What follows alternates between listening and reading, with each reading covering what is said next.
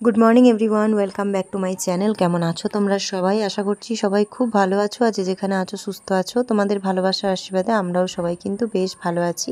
তো 3 দিন পর তোমাদের সাথে ব্লগটা শেয়ার করছি। আজকে হচ্ছে বৃহস্পতিবার। তোমরা সবাই জানো যে গণেশ চতুর্থী ছিল বুধবার দিন, আর দ্বিতীয় দিনের তোমাদেরকে ভিডিও আমি এখনও পর্যন্ত শেয়ার করতে পারিনি। তো দ্বিতীয় দিন থেকেই ভিডিওটা শেয়ার করছি। আজকে এই মুহূর্তে তো আমাদের বাড়িতে গণেশ পুজো শেষ হয়ে গেছে, 5 দিন কমপ্লিট হয়ে গেছে, কিন্তু বাপ্পা এখনও বাড়িতে আছে। তো এই টাইমে আমি তোমাদের সাথে ভিডিওটা করছি। আজকে হচ্ছে গণেশ পুজো হয়ে যাওয়ার পরের 6 নাম্বার দিন। 5 নাম্বার দিনেই আমাদের ঠাকুরের ঘট নাড়িয়ে দেওয়া হয়েছে, পুজো কমপ্লিট হয়ে গেছে। কিন্তু ভিডিও না দেওয়ার কারণটা তোমরা বুঝতেই পারছো, পুজোর মধ্যে ব্যস্ত থাকার কারণে ভিডিও করার পরেও এডিট করে উঠতে পারিনি, যার জন্য তোমাদেরকে অনেকটা দেরি করে আমি ভিডিওটা দিচ্ছি। আশা করছি তোমরা সবাই দেখবে, আমার পাশে থাকবে, আর আমাদের পুজোটা কেমন কাটলো সেটা তোমাদের সাথে শেয়ার করার পরে অবশ্যই কমেন্ট করে জানাবে।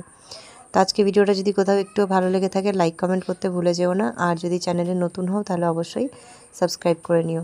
তো যেহেতু গণেশ পুজোতে প্রত্যেকটা দিনই রাত্রিবেলা জাগতে হয়, তো সারা রাত না ঘুমানোর কারণে খুবই কষ্ট হচ্ছিল সকালবেলা কাজ করতে। কিন্তু কি বলো তো, সকালবেলার দিকে এই জলের কাজগুলো করার পরে যখন স্নানটা করে নিই তখন কিন্তু আবার অনেকটা ফ্রেশ লাগে, তখন আর চোখে ঘুম পায় না।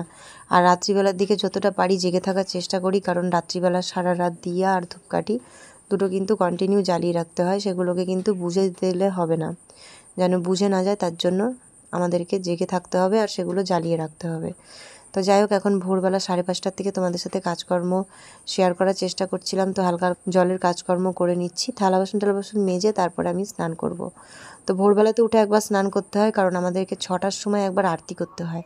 6টার সময় আরতি হয়ে গেলে বাসি কাজকর্ম সেরে তারপরে আবারও স্নান করে তারপরে আমি পুজোর কাজের জন্য কিন্তু শাড়ি পরে রেডি হই।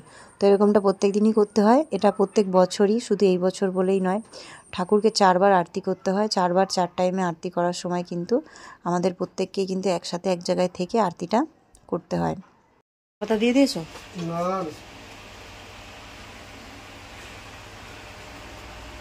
দেখি কেমন চা বানিয়ে খাওয়াচ্ছ। আদা ঝাঁজ হয়ে যাবে না খুব? গ্যাসটা একটু কম করো দেখি, জলটা।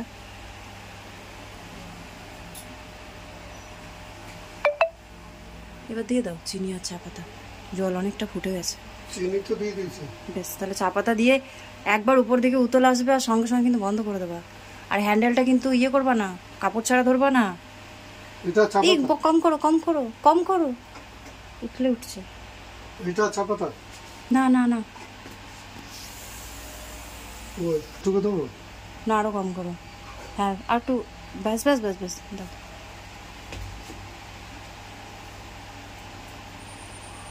আমি যেহেতু স্নান করে নিয়েছি, পুজোর কাজ করব, তো ওই জন্য তোমাদের দাদাভাইকে বললাম যে তুমি একটু চা করে নিজেও খেয়ে নাও আর আমার জন্যও রাখো, কারণ লিকার চা খেয়ে নাকি অঞ্জলি দেওয়া যায়, অসুবিধা হয় না। তো আজকে আমি সকালবেলাতেই লিকার চা খেয়েছিলাম। তো সবার আগে আমি এখানে স্নান করে মাথার চুল আছড়ে চলে এসেছি বাপ্পার কাছে। তো এখানে আমি এখন সব কিছু পরিষ্কার করে নেব, ফুল টুল সরিয়ে দেবো। তো তার আগে দেখলাম ধূপকাঠিটা একদমই শেষ হওয়ার মুখে, তো চলো কয়েকটা ধূপকাঠি ধরিয়ে দিই। বাপ্পাকে সকালবেলা একটু ধূপকাঠি দেখিয়ে তারপর আমি সব কাজকর্ম শুরু করি। তো চলো, আজকে সবাই গণপতি বাপ্পাকে সকালবেলায়, মানে তোমরা এখন অবশ্য রাতে ভিডিওটা দেখছো, তো দর্শন যখন করেছো সবাই একটু কমেন্টে বলে দিও গণপতি বাপ্পা মোরিয়া, মঙ্গলমূর্তি মোরিয়া। তো ধূপকাঠি ধরিয়ে বাপ্পাকে একটু দেখিয়ে তারপরে আমি এখানে ধূপকাঠির স্ট্যান্ডে ধূপকাঠিটা রেখে তারপরে এক এক করে সব কিছু সরিয়ে আমি পরিষ্কার করে নেব। আর প্রথম পুজোটা দেখার পরে তোমরা কমেন্ট করতে পারোনি, অনেকেই বলেছো কমেন্ট বক্স বন্ধ আছে। তোমরা অন্য পোস্টে বা অন্য ভিডিওতে আমাকে কমেন্ট করেছো, তো এরকমটা কেন হলো আমি জানি না, কমেন্ট বক্স বন্ধ কেন দেখাচ্ছে তোমাদেরকে। তো যাই হোক, তোমরা এই ভিডিওতে যদি কমেন্ট করতে পারো অবশ্যই কমেন্ট করে জানাবে, নয়তো আমার কোনো পোস্টে কমেন্ট করে জানিও, তাহলে আমার খুবই ভালো লাগবে। আর এইভাবে কিন্তু সকাল বিকেল রাত্রি 3-4 টাইম কিন্তু জায়গাটাকে খুব সুন্দর করে পরিষ্কার করতে হয়। আর শুরুতেই তোমাদেরকে বলেছিলাম যে এই বছরের পুজোটা আমার জন্য একটু স্পেশাল। তো সত্যি কথা বলতে কি বলো তো, এই বছরের ভিডিওটা সত্যিই যে আমার জন্য এতটা স্পেশাল হবে, আর একটা অনুভূতি, পুজোর মধ্যে যে একটা অনুভূতি আমি দেখবো এই বছরে, এটা আমি ধারণা করতে পারিনি। হয়তো তোমাদেরকে আমি কথাগুলো ডিটেলসে বলতে পারবো না বা বলে বোঝাতে পারবো না, কিন্তু এইটুকু বলতে পারি যে যদি তোমাদেরকে আমি বলতাম তাহলে তোমাদেরও গায়ে কাঁটা দিত, যে আমি গণপতি বাপ্পাকে কতটা বিশ্বাস করি আর বিশ্বাসের ফল আমি এই বছরে হাতে নাতে পেয়েছি। তো এটুকুই তোমাদেরকে আমি বললাম, এর বেশি হয়তো একটা ঠাকুরের প্রতি ভক্তি শিষ্যকে বেশি কিছু বলাটা হয়তো উচিত হবে না, তাই আমি তোমাদেরকে বলছি না ডিটেলসে। শুধু এইটুকু বলছি যে তোমরা যদি কিছু চাও বাপ্পার কাছে বা তোমাদের যদি কোনো মনস্কামনা থাকে তোমরা অবশ্যই বলতে পারো। বাপ্পা কিন্তু সবারই মনের কথা শোনে, আর উনি কিন্তু সব বিপদ থেকে কিন্তু মানুষকে রক্ষা করে। এটা আমি বিশ্বাস করি, এটা আমার মনের ভক্তি আর আমার গণপতি বাপ্পার উপরে বিশ্বাস। তো বাপ্পার জন্য কাল রাতেই কিন্তু কেক বানিয়ে রেখেছিলাম। বাপ্পার এবার ইচ্ছা ছিল মেরি বিস্কুট দিয়ে কেক খাবে, তো মেরি বিস্কুটের ওপরে আমি কিন্তু চকলেট দিয়ে কেকটাকে বানিয়ে দিয়েছিলাম। মা ওখানে সব জোগাড় করছে, ফল কাটছে, আর এদিকে তোমাদের দাদাভাই আবার গেটের সামনে যেখান দিয়ে আমরা গাড়ি বার করি, যেহেতু সিলাপগুলো ঠিক করে দেওয়া নেই তো সেগুলোকে দিয়ে দিচ্ছে। আর মা আসার সময় 1-1.5 কেজি মতন ঝিঙে নিয়ে নিয়েছে, কারণ আজকে আমাদের দুপুরে রান্না হবে আলু পোস্ত, ডাল, ভাত, সেই জন্য। আর কিছু সবজি আছে এখানে, বাবা এগুলো দিয়ে গেছে কালকে রাতে বাজার করে। তো পুজোর সময় কিন্তু আমার বাবা 2-3 বার করে ফল কিনে দিয়ে যায়, সবজি বাজার করে দিয়ে যায়, অনেক কিছুরই দায়িত্ব কিন্তু বাবাও নেয়। আমাদের বাড়িতে পুজো হচ্ছে বলে কিন্তু সব কিছু আমরাই শুধু করি না, বাবা মা যেমন থাকে বাবা কিন্তু আমাদের হাতে হাতে কিন্তু অনেক কিছু এনে দেওয়া, করে দেওয়া, এগুলো কিন্তু করে। তো যাই হোক, এতে বলার কিছু নেই, তাও তোমাদেরকে আমি জানালাম। আর মা তো সারাদিন খাটছেই, সকাল থেকে রাত পর্যন্ত ঠাকুরের ভোগ বানানো, আমাদের রান্না করা, সব কিছু মা হাতে হাতে আমার সাথে সাথে করে দিচ্ছে।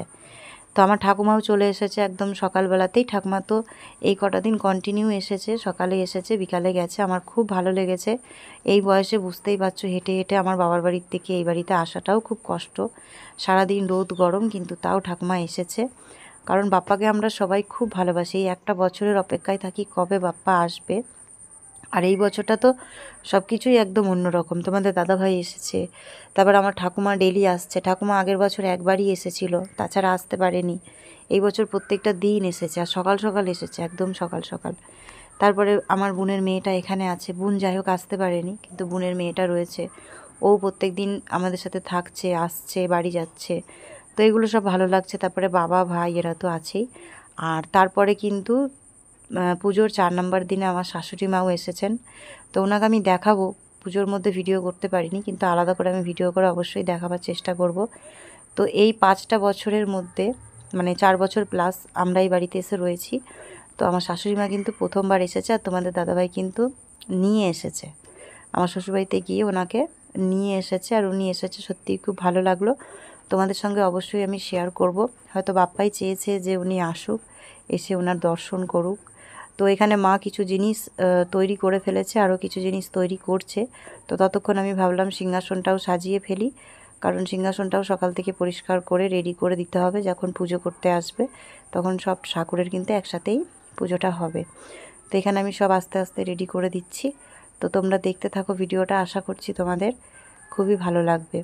আর ভালো লাগলে কিন্তু কমেন্ট করে জানাতে কিন্তু কেউ ভুলো না।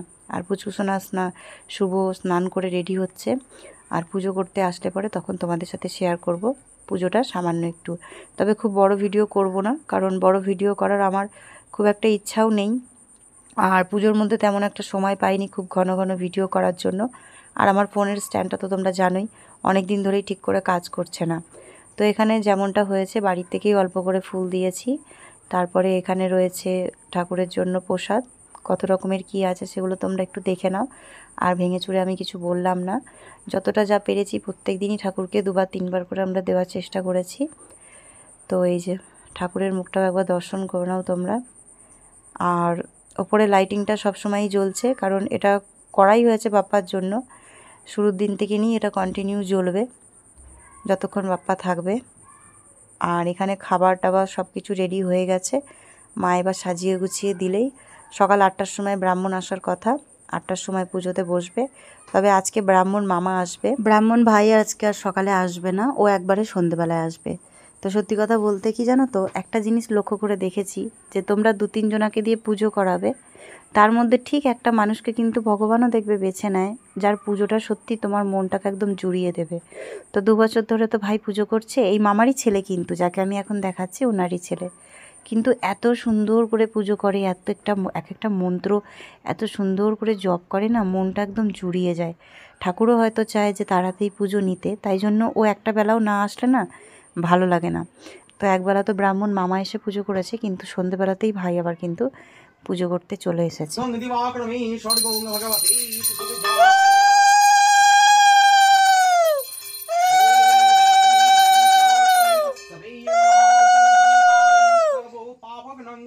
लक्ष्मी दिवाकर ओम भगवते शिशुर्जाय नमः कर्तव्यस्मि गणेशाय देवता पूजा पूर्वक गान गणेशाय सन्ध्याकर्महं करिष्यामि ओम বসো সবাই বারান্দায় বসো শান্তির জল দেবো তো বসো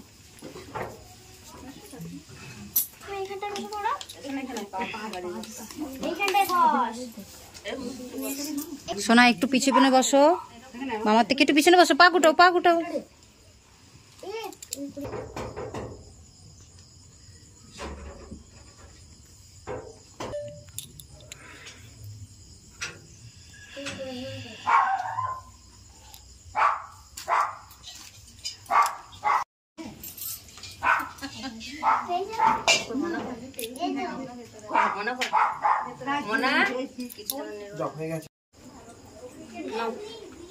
হ্যাঁ এক এক করে সবার হাতে এগিয়ে দাও হ্যাঁ আর ওনার হাতের প্রসাদ ছাড়া ওনার হাতের খাবার ছাড়া হবে না কি হয়েছে ফল খাবে না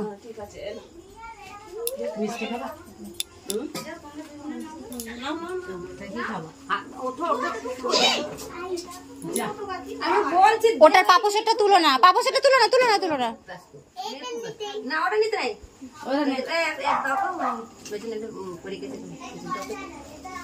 বলছি না তুমি আমরা নিচ্ছি হাতে কি নেবে ও জেঠিমা কি বাইরে বসেছে তো আজকের ভিডিওটা কিন্তু আমি সন্ধে পর্যন্তই করেছি, দেখতেই পাচ্ছ বাড়িতে কিন্তু অনেকেই এসেছে প্রসাদ নিতে।